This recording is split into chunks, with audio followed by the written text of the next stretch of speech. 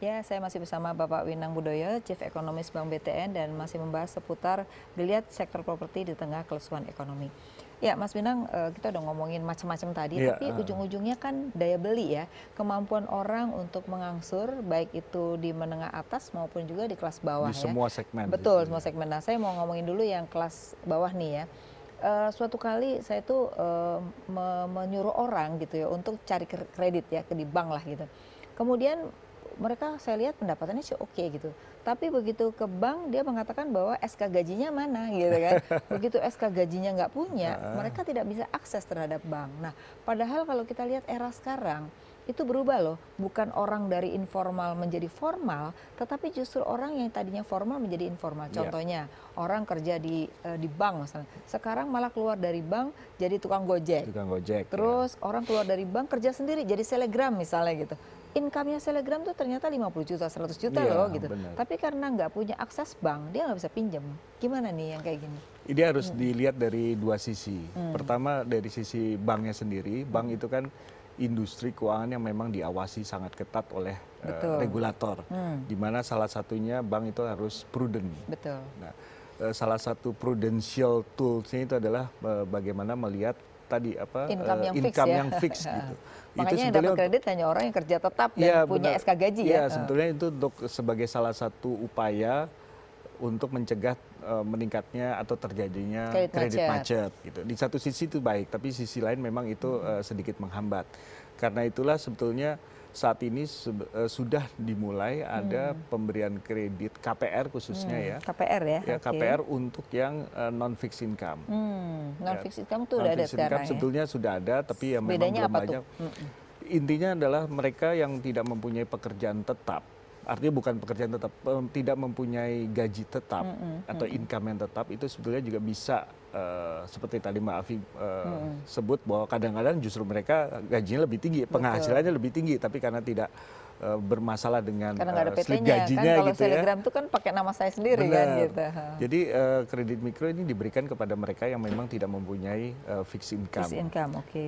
Caranya? Tapi memang untuk menjaga prudensialnya ini ya bank tetap harus melihat bagaimana pola mereka menabung. Jadi biasanya modelnya adalah sebelum mereka mendapatkan KPR, ada jangka waktu tertentu mereka harus melakukan menabung dulu. Oh benar banget, penelitian saya itu menunjukkan orang tuh minjem duit dulu baru terpaksa nabung. Nah, gitu. Kalau ini dibalik ya, nabung jadi, dulu ya. Pertama misalkan setiap bulan harus minimal 500.000 katakanlah ya. 500.000 kemudian dilihat minimal selama 6 bulan dia stabil nggak. Kalau memang cuma 500.000 terus bulan depannya 250 makin turun itu akan lebih sulit. Tapi paling tidak kalau dia bisa stabil artinya bank bisa melihat oh ini berarti memang stabil minimum sejumlah tersebut yang bisa menutupi untuk nanti cicilan per bulannya. Lalu apakah bisa individu atau sekarang harus kelompok? Karena kan kalau kelompok biasanya resikonya lebih kecil. Kan kalau individu ini juga kadang-kadang jaminannya siapa nih gitu. Ini gimana kalau? Saya rasa terkait dengan jaminan itu juga ya. Jadi kalau yang individu saya melihatnya masih agak susah. Sistem prudensial dari banknya itu juga agak susah sehingga yang selama ini yang saya lihat sudah berjalan adalah dalam bentuk kelompok. Jadi asosiasi ya seperti misalnya kembali Bank BTN itu sudah melakukan kerjasama dengan kalau asosiasi tukang bakso di Jawa Tengah gitu. Jadi tukang bakso yang dipegang adalah asosiasinya. Kemudian juga misalnya kerjasama dengan industri ya atau kantor tertentu ya misalnya.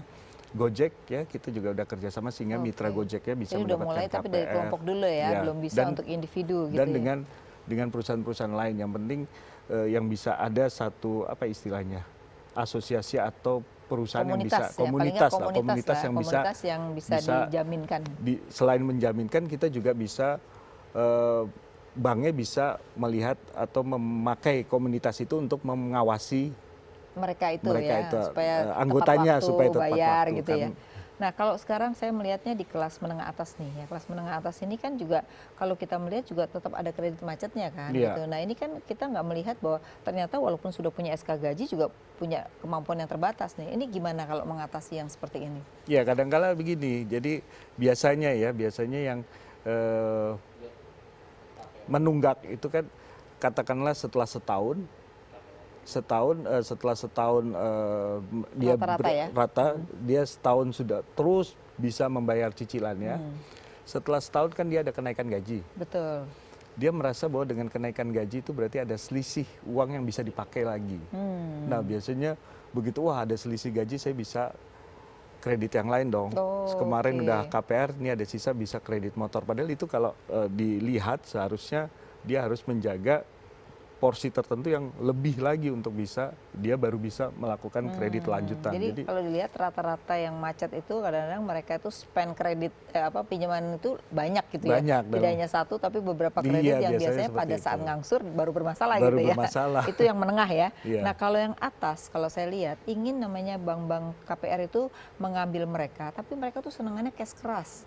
Itu terutama di kelas atas ya. Saya lihat misalnya 36 bulan itu tanpa DP cash keras gitu. Nah itu yang merasa bank bahwa wah porsinya dia diambil oleh pengembang nih. Gimana nih, pengembang juga punya pembiayaan sendiri loh. Gimana? Ya, menurut Anda gimana? Kalau saya lihat dari pengembang ini sebetulnya ada sejarahnya.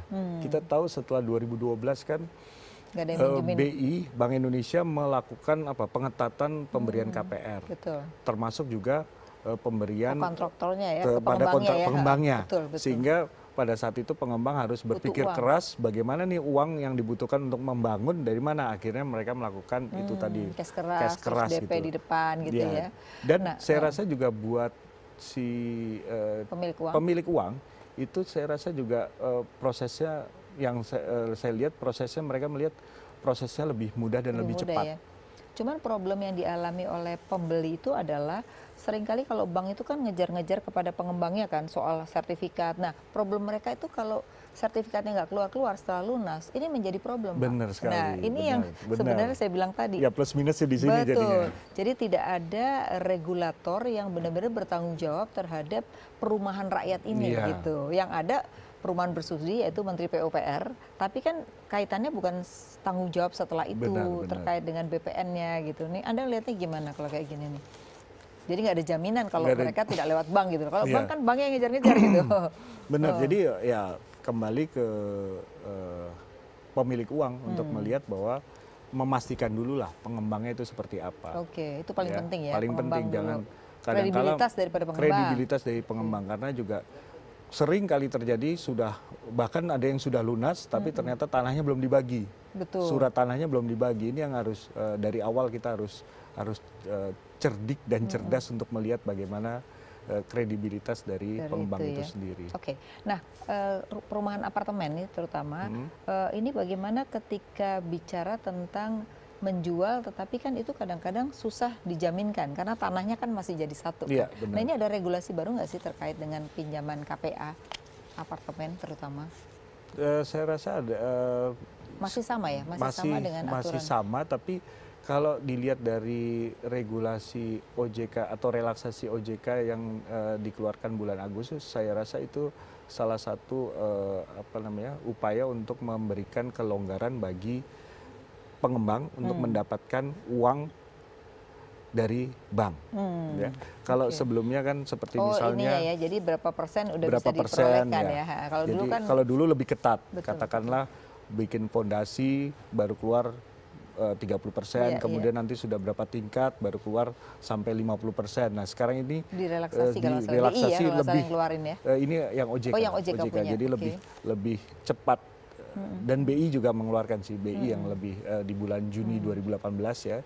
Jadi saya lihat prosentase yang bisa diterima atap sudah bisa keluar berapa persen. Jadi itu membantu ya.